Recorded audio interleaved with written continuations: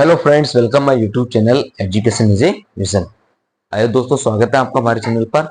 और आज हमारा साइंस क्लास का फाउंडेशन बैच है। एजुकेशन इज ए विजन हमारे यूट्यूब चैनल का नाम है दोस्तों। साइंस विज्ञान की आज हमारी क्लास है फाउंडेशन बैच में, theory and MCQs class number 10। ठीक है, और इसमें हम पढ़ने वाले हैं बायोलॉजी, है ना। बायोलॉजी हम पढ़ रहे थे, साइंस में हम विज्ञान के अंदर हम बायोलॉजी क्लास चला रखे हमने भी। और इसमें हम पढ़ेंगे मनुष्य और जीव जंतुओं के बारे में। क्लास नंबर 10 है। और मनुष्य और जीव जंतुओं के बारे में हम क्या जानेंगे? मनुष्यों का वर्गीकरण, मनुष्यों का वर्गीकरण के बारे में हम यहाँ पर जानेंगे कि मनुष्यों का वर्गीकरण कैसे हुआ, किन चीजों से हुआ, उन चीजों के बारे में यहाँ पर चर्चा करेंगे। पिछली वीडियो में हम पढ़ चुके थे सर यहाँ पर कोशिका विभाजन, कोशिका का समसूत्री विभाजन, अर्धसूत्री विभाजन पढ़ चुके थे। ठीक है, कोशिका सिद्धांत पढ़ चुके थे। तो पिछली क्लास में इन सब चीजों के बारे में हम जानकारी प्राप्त कर चुके थे, देख लीजिए। पुत्री कोशिका क्या होती है, पुत्री कोशिका, अर्धसूत्री विभाजन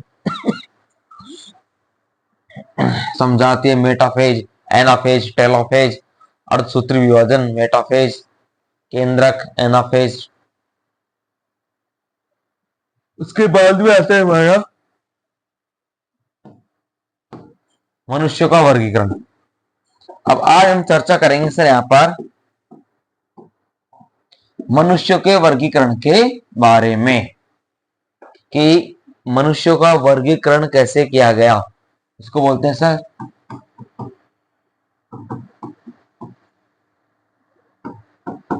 distribution of humans, distribution of humans. मनुष्यों का वर्गीकरण कैसे हुआ उसके बारे में यहाँ पर हम चर्चा कर लेते हैं। लिनियस ने मनुष्य को जानवरों को रूप में वर्गीकृत किया। लिनियस ने मनुष्य को जानवरों के रूप में वर्गीकृत किया। उन्होंने माना कि मनुष्य टैक्सोनॉमिक ऑर्डर एंथ्रोपोफॉर्मा में बंदरों और बांदरों के साथ संबंधित है। उन्होंने क्या किया, जो मनुष्य होते हैं हमारे मानव, उनको टैक्सोनॉमिक ऑर्डर एंथ्रोपोफॉर्मा में बंदरों और बांदरों के साथ संबंधित है, जिसे बाद में उन्होंने प्राइमेट्स का नाम दिया और बाद में उसको प्राइमेट्स भी बोला गया।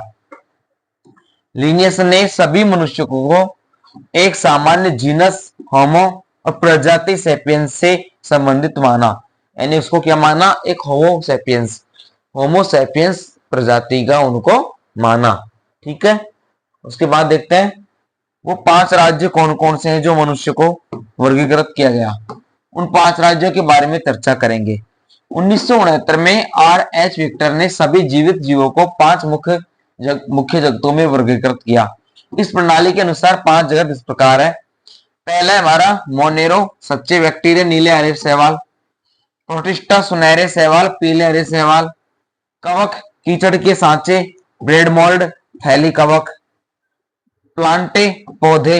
एनिमेले, जानवर। इन 5 मुख्य वर्गों में उसको वर्गीकृत किया गया।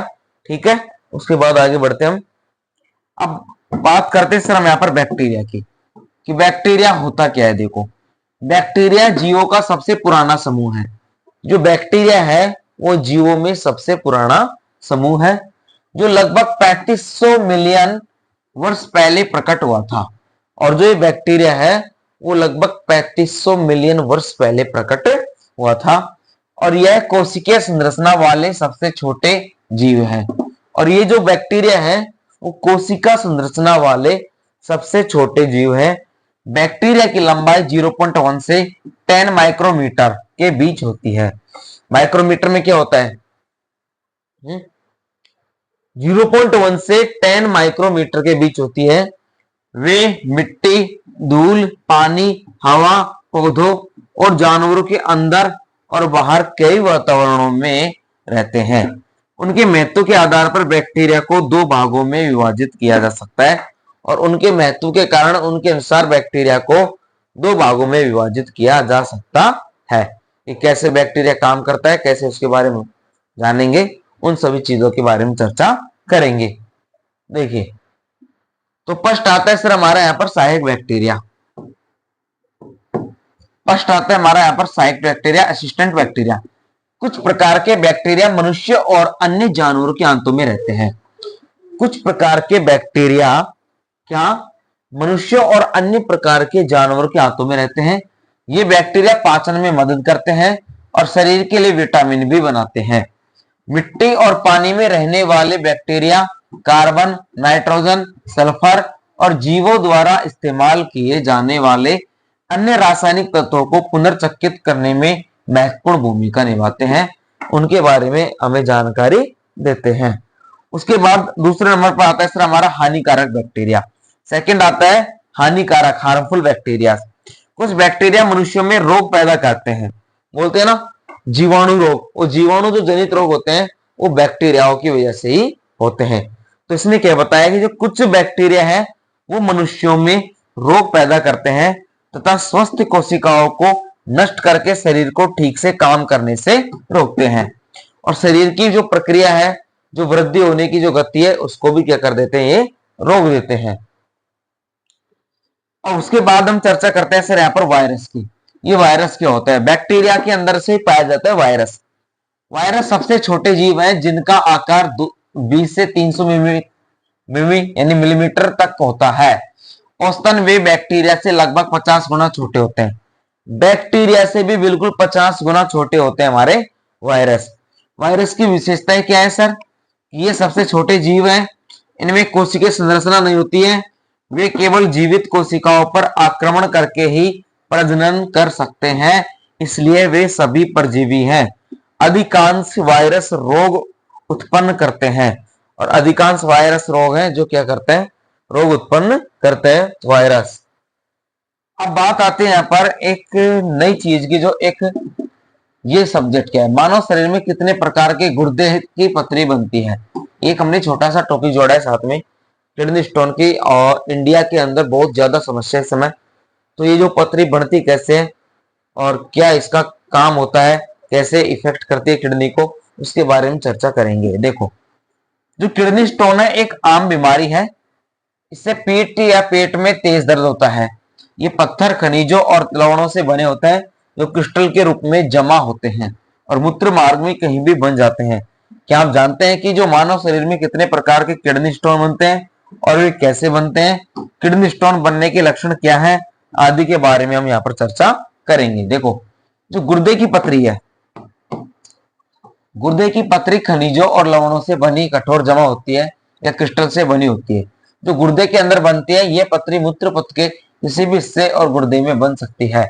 मूत्र पथ में गुर्दे, मूत्रवाहिनी, मूत्राशय और मूत्र मार्ग शामिल है।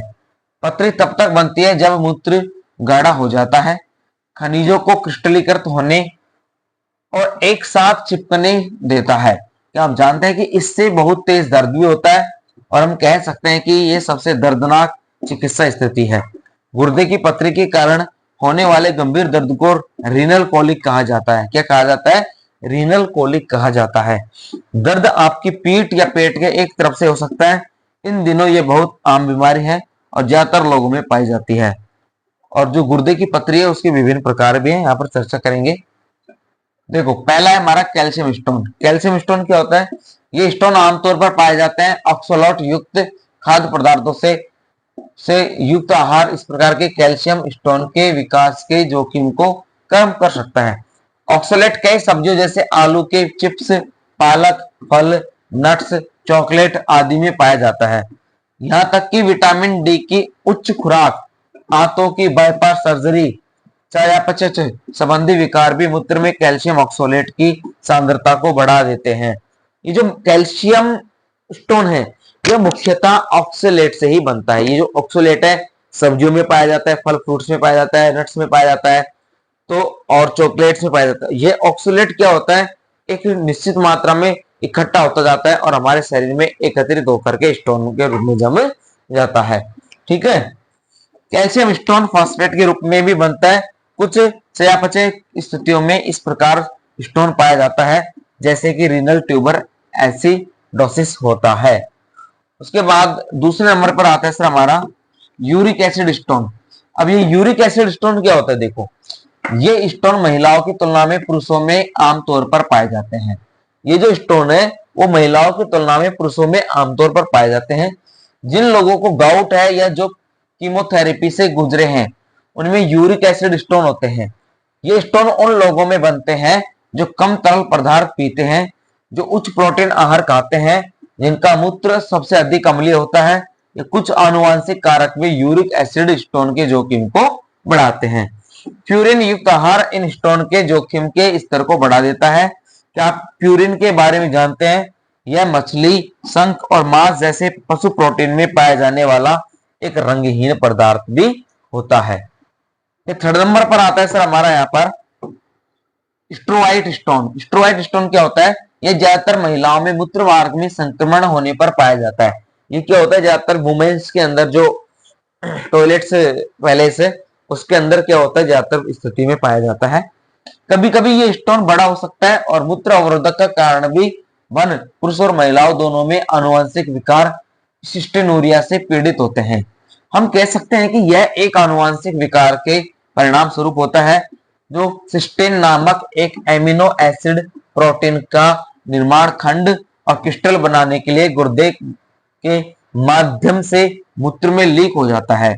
गुर्दे की जो पथरी है उसके लक्षण है उल्टी मतली होना, मूत्र संक्रमण, पेशाब में खून, बुखार, गंधयुक्त पेशाब, कम मात्रा में पेशाब आना, और उपयुक्त कि हमने जो मानव शरीर में कितने प्रकार के गुर्दे की पथरी है उनके बारे में यहाँ पर जाने हैं, उनके बारे में हमने यहाँ पर चर्चा की है।